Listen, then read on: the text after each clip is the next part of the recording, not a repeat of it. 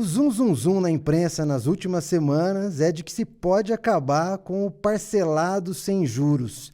Isso impacta todo mundo, certamente, e é isso que nós vamos discutir hoje, no Agenda de número 23, da semana do dia 21 de agosto. Eu, mais uma vez, Zeca Ruas, com meu amigo Saulo Abuchedi, vamos trazer esse tema polêmico e tentar explicar um pouquinho, que é um tema cheio de economês. A gente vai trazer um monte de dados, né, Saulão? Isso aí, salve, salve todos e todas. Mais uma agenda, a gente vai tentar traduzir esse economês com os dados.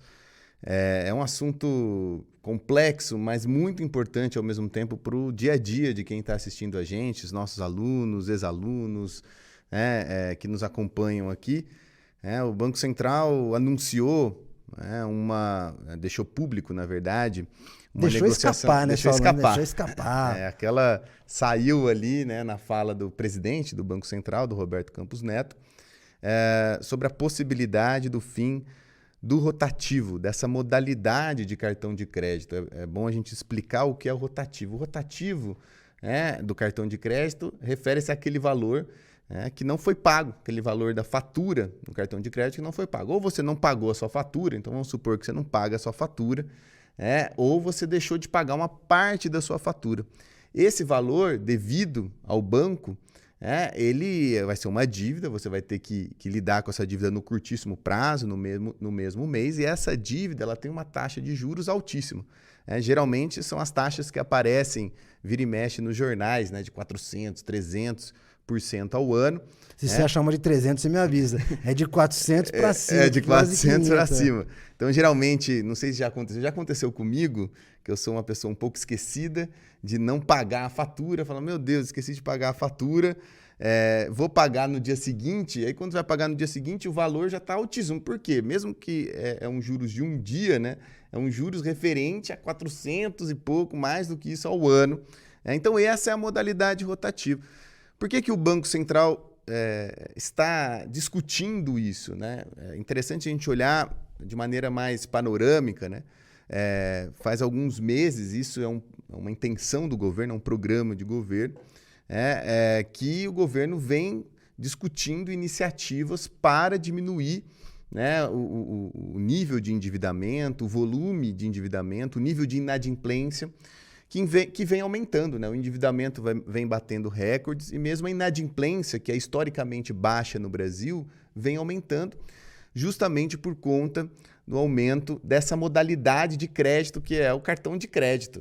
Às vezes a gente esquece que o cartão de crédito é uma modalidade de crédito, mas é uma modalidade de crédito. Então, essa é a discussão do rotativo. E aí, o que aconteceu, Zeca? Os bancos, a Febraban, questionaram essa alternativa de fim do rotativo. Vai tirar uma receita enorme. Vai tirar uma receita considerável. Questionaram o fim do rotativo pelo seguinte argumento. O problema não é o rotativo em si, mas o parcelamento sem juros. Justamente porque o parcelamento sem juros leva as pessoas a comprarem de maneira parcelada, sem pensar um pouco nos efeitos ao longo dos próximos meses em sua fatura, e isso leva as pessoas a entrarem no rotativo. Então, o que leva o aumento do rotativo e a inadimplência via rotativo não é necessariamente a modalidade, mas são as possibilidades que estão fartas por conta do aumento da oferta de cartão de crédito no mercado de cartão de crédito. Então, o que os bancos sugeriram? E isso gerou a polêmica que você falou no começo do nosso programa. Eles sugeriram acabar com o parcelamento sem juros, e colocar no lugar do parcelamento sem juros o parcelamento com juros. Então, quem quiser pagar à vista vai ter um certo desconto. Essa é a ideia, em teoria, muita teoria aqui. E quem quiser parcelar vai pagar com juros. Uma sugestão que nos remete ao famoso crediário, o crediário das lojas, das grandes lojas. Então, você tem o crediário que oferece essa modalidade de pagamento com juros e os crediários foram perdendo força por conta dessa massificação do cartão de crédito. Então, de certa forma, é uma maneira de misturar essa nova realidade do mercado de cartão de crédito com o famoso crediário. E isso gerou toda uma discussão na imprensa porque o parcelamento sem juros é uma realidade crescente na vida não só, né, da classe média, né, a classe média alta, classe alta já está acostumada com essa modalidade, mas também as classes C e D que têm acesso por meio das plataformas digitais, dos bancos digitais. Eu acho que essa é a primeiro grande tema aqui nosso, né? A gente precisa entender a importância crescente do cartão de crédito na vida das pessoas e na atividade econômica, na nossa macroeconomia, né, Saulo? Eu acho que se a gente olha o que aconteceu ao longo dos últimos anos, vai ficando claro, obviamente a pandemia deu um empurrão ainda maior em cima disso, né? Mostrou que o cartão de crédito ocupou uma parcela importante. Você mencionou o crediário aqui das lojas, o tradicional carnê das Casas Bahia que tinha na música dos Mamonas Assassinas. Isso vai saindo fora e vai entrando uma estrutura nova, né? Ainda tem o Pix que está chegando agora por fora. Então você tem uma transformação enorme, né, que vai mexendo com o setor. Nós vamos falar algumas questões aqui, vai mexendo com os players também, né? As empresas que operam nesses diferentes segmentos aí desse setor, né? Mas o fato é o seguinte, esse negócio entrou com força. Hoje, se você entra numa dessas plataformas de marketplace, né, para fazer a compra, a maior parte dos casos lá você encontra as opções de parcelamento sem juros. Exato. E na maior parte dos casos também, você não consegue nem encontrar o desconto à vista. Em muitos casos você não tem desconto à vista. O preço que você paga a prazo é o mesmo que você paga à vista. Obviamente tem um juro embutido aqui. Exato. Mas essa... que é uma jabuticaba, né? Que é o termo que a gente usa quando é uma coisa que é muito típica só do Brasil, né?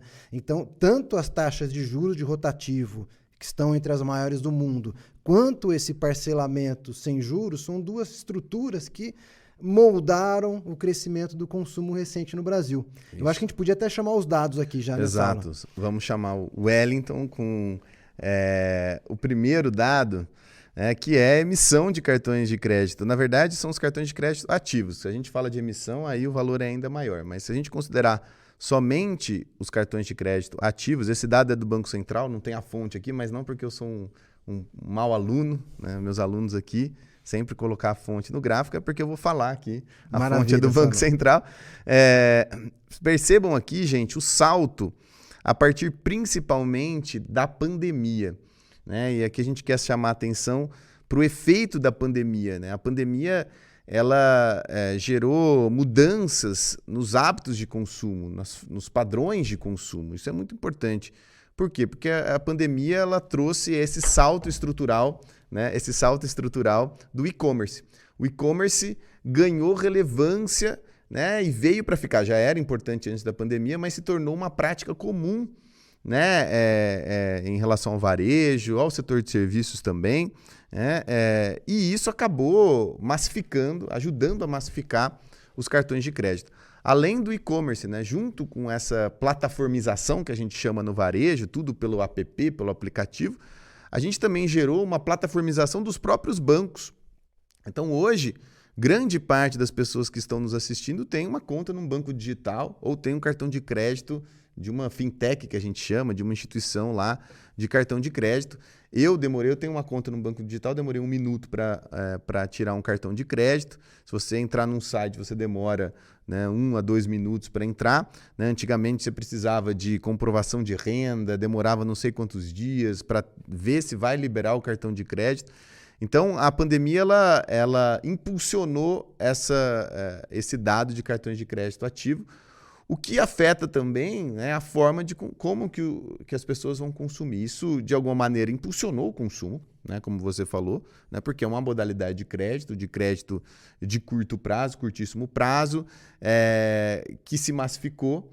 Né? Então, isso acabou, de alguma maneira, impulsionando o consumo e até, né, gerando uma certa compensação, um contraponto, na verdade, ao desempenho negativo do consumo por conta dos efeitos da pandemia. Certamente, você vai tirando renda, né? O salário cresce mais devagar, as condições de emprego ficam piores e, de fato, fazer o uso dessas ferramentas de crédito acabam sendo importantes. Wellington, bota o segundo gráfico aí pra gente, que eu acho que ele fica muito claro nesse segundo gráfico essa transformação. Né? Aqui ele está em inglês, é um gráfico do estatista também, que tem basicamente, esse aí no caso meus alunos me reprovariam, né? Tá sem até o título. Na verdade eu tirei o título título para caber um pouquinho melhor na tela, Sim. né? Mas basicamente são as transações em milhões, o número de transações e o número de cartões per capita no Brasil, né? E olha o azul, né, mais escuro, a linha, que é o número de cartões per capita, que vai disparando ao longo dos últimos anos, que é exatamente o dado que estava mostrando, ou seja, você tem uma penetração muito maior do cartão de crédito dentro da população brasileira, né? Os dados davam conta ali no início da década passada que os 40% mais pobres era alguma coisa em torno de 15% que tinha cartão. Hoje nós estamos falando de uma coisa perto de 30% da população entre os 40% mais pobres. É muita coisa, né? O crescimento nesse período. E o número de operações que obviamente dispara, né? Não só das grandes transações, mas transações também de menor porte, justamente porque você vai tendo essa penetração. Então vai se tornando crucial, né, Saulo? Até essa questão do crédito, ele basicamente vai se entranhando dentro da estrutura de consumo. E, de novo, tirar esse parcelado, a gente vai falar um pouquinho sobre isso depois, obviamente se tornaria um problema. Se tornou cultural do brasileiro usar esse parcelado como estrutura de crédito, né? Eu acho que a gente já pode botar até o próximo gráfico já, né? Que é o valor dessas transações, né? Hoje nós estamos cheios de dado aqui, né, Saulão? Comenta esse dado pra gente aqui. Bom, a gente já pode até usar esse dado para falar um pouco sobre os impactos macroeconômicos, né? Porque o que acontece quando a gente vai para as concessões, esse é um dado do Banco Central, as concessões é o fluxo, né, do cartão de crédito. Toda vez que você vai fazer lá uma compra, vai comprar uma blusa ali, né, você vai usar o limite você vai usar ali, né, o limite disponível do seu cartão. Né, e toda vez que você for fazer uma compra, você faz uma compra de R$100, aparece aqui no dado R$100 a mais, por exemplo, de concessão de cartão de crédito. Percebam aí a linha cinza, que é a modalidade à vista. Dentro do à vista tem as compras, não só à vista de cartão de crédito, você compra a blusa de R$100 à vista ali no crédito, mas também tem a opção do parcelado. Então, quando você divide em 4 vezes a sua compra, aparece também nessa linha cinza. É impressionante. É impressionante o que acontece, e a gente nem tratou, como a gente fala na economia, né, essa série, né, podia suavizar, enfim, tem os economistas, mas nem vale a pena aqui falar, né, Zeca? Para tirar as oscilações. Para tirar as oscilações, mas quando a gente olha aqui a partir de 2020, olha o salto que dá. Então, mesma coisa ali, cola, né? Vamos lembrar, quem estiver assistindo no YouTube, volta ali na parte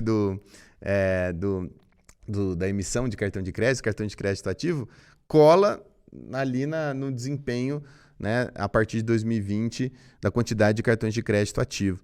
Né? Então, o que acontece? As pessoas usam mais o cartão de crédito no seu consumo diário, não só, né, no consumo de bens não essenciais, bens de luxo, mas também no consumo do dia a dia, no consumo do mercado, no consumo de vestuário, principalmente, né, roupas, no consumo de eletroeletrônicos. Então, tudo isso aparece no cartão de crédito à vista.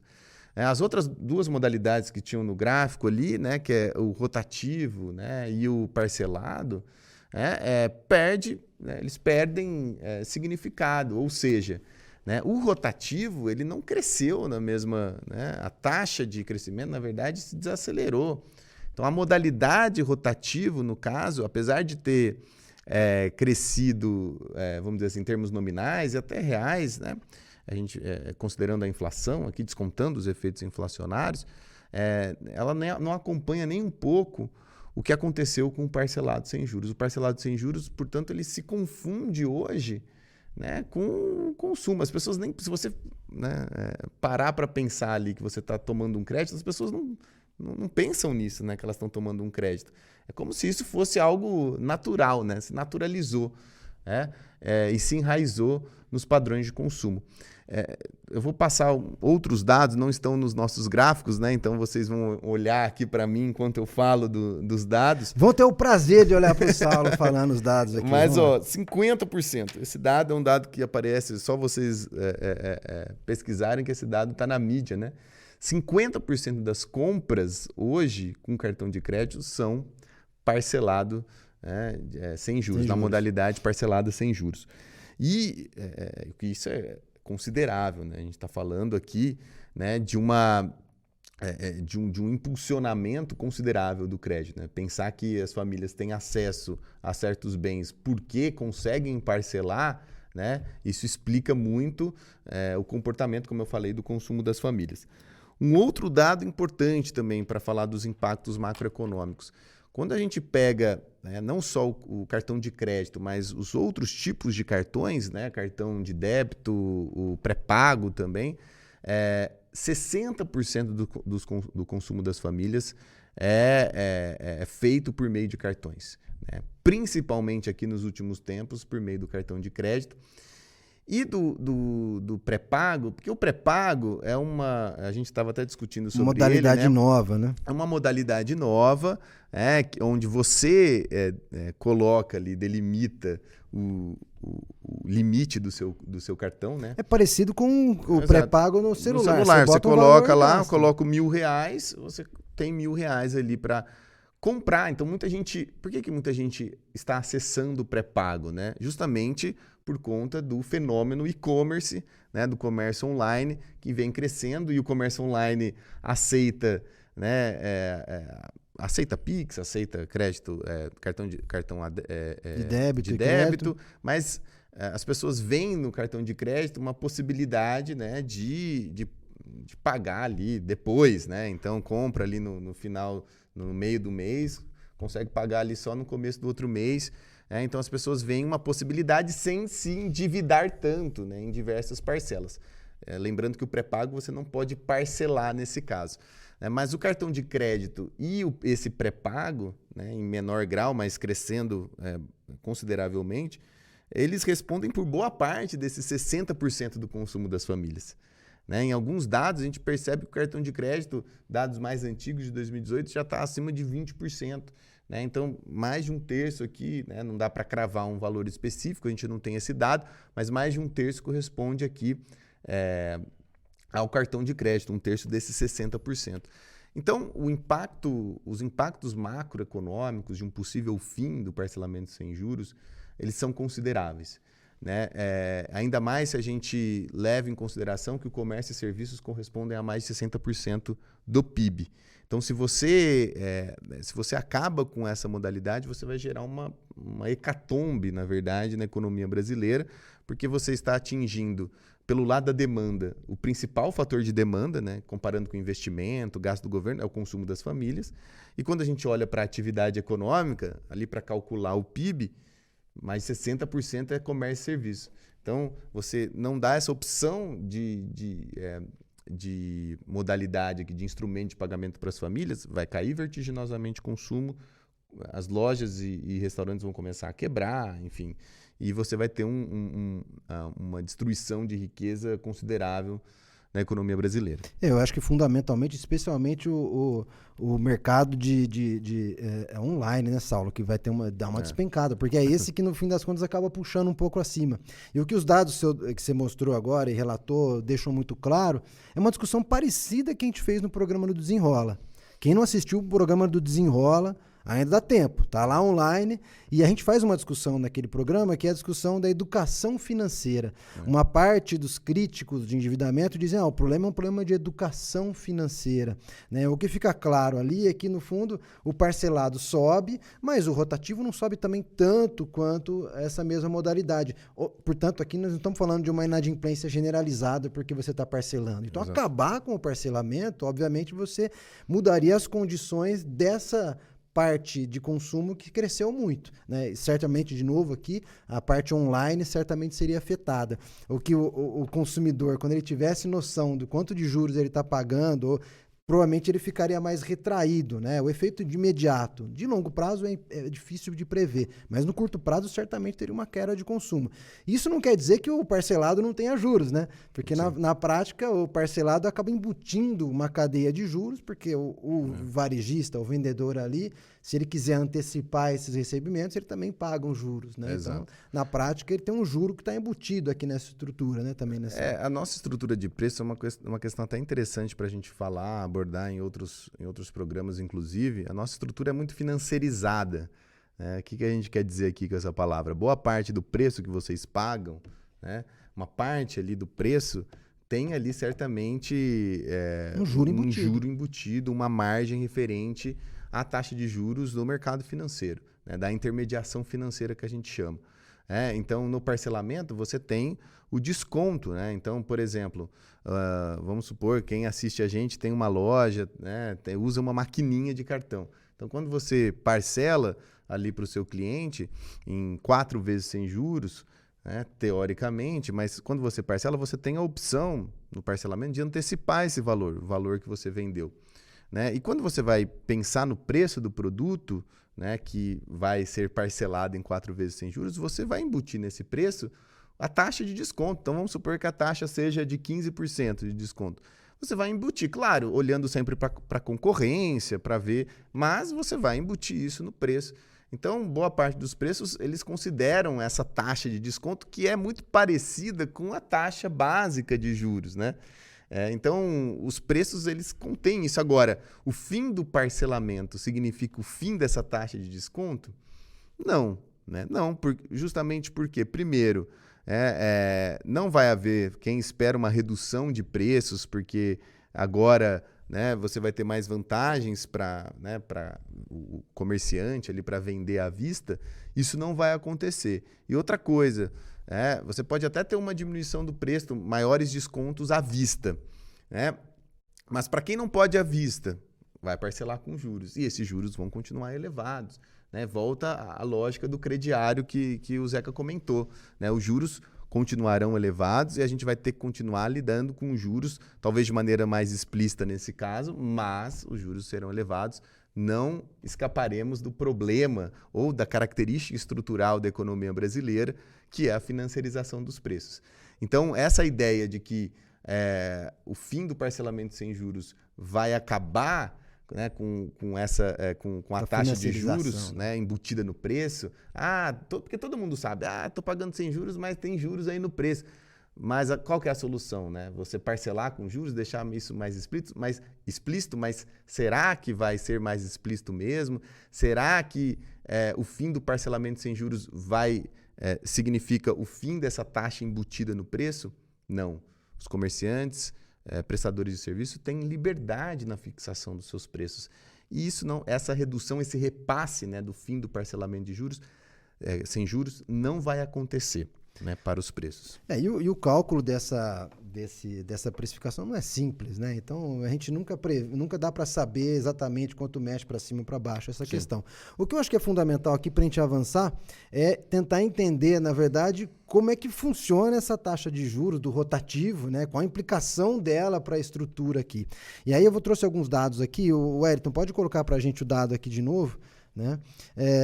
Para mostrar algumas coisas que eu acho interessantes. Esse dado da BEAX, né, que é uma associação aqui das empresas aqui do sistema de crédito aqui, e mostrando que, de fato, olha só, aqui isso é saldo da carteira de crédito da pessoa física, ou seja, as principais formas de endividamento da pessoa física. Quando a gente olha o rotativo, que é o último lá embaixo, o que eles estão dizendo aqui, a associação fala, olha, o rotativo não é o problema do endividamento das famílias.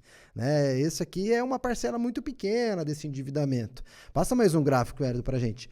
O gráfico subsequente já traz o primeiro problema aqui, que era um pouco do que a gente estava falando nessa aula. Esse dado que você mandou aqui, que também é um dado do Banco Central, né, mostrando a média da taxa de juros do rotativo, que vai lá para casa dos 450, né, vai subindo lá, né, nos últimos meses. E aumenta num ritmo maior do que a taxa de juros do parcelado. Né? O que é o parcelado aqui? Né? Se você, ao invés de entrar no rotativo, você parcela a sua dívida, faz o pagamento mínimo e parcela junto ao banco, você tem uma outra taxa de juros, né? Porque você dá um horizonte ao banco, né? Vou pagar tantas parcelas, tanto... Só que essa taxa de juros é alta, mas cresceu num ritmo menor ali em relação ao rotativo, que disparou ali, né? Entre 2019, que os juros era mais baixo, né? A Selic, até 2023 disparou e foi para 400%. E é isso que o Banco Central veio, a primeira proposta que veio era essa, né? O Banco Central falou, olha, se o pagador, né, quem pegou ali o dinheiro no cartão de crédito, não conseguir pagar, ao invés de ele entrar no rotativo, ele entraria num parcelado. A solução, então, não é uma solução mágica que vai continuar pagando um juros considerável.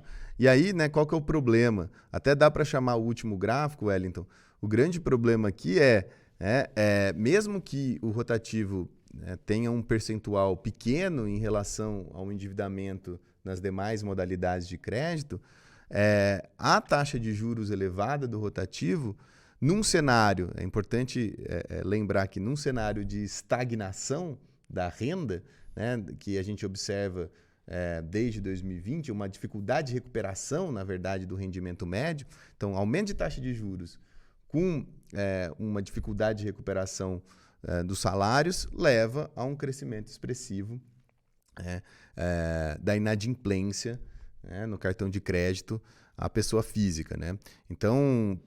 que é muito acima, né, do que é o crédito da pessoa física. O que eu acho interessante nesse gráfico, Saulo, é que a gente olha lá o pico anterior, lá no comecinho da série, né? Se a gente olhar o endividamento da pessoa física foi para 7,1 lá no começo da série. Sim. E o da inadimplência do rotativo, né, 8,7. Agora, no final da série, de fato, ele está maior, né? A inadimplência, a distância entre um e outro aumentou bastante. Justamente por conta dessa maior também importância do cartão de crédito. Exato, agora, da massificação, né? Não dá para... Essa é a lama, né, eu costumo dizer. Né? Você se endividar não é um grande problema. Fazer o crédito, tomar um endividamento para fazer um consumo, um investimento, não é o grande problema.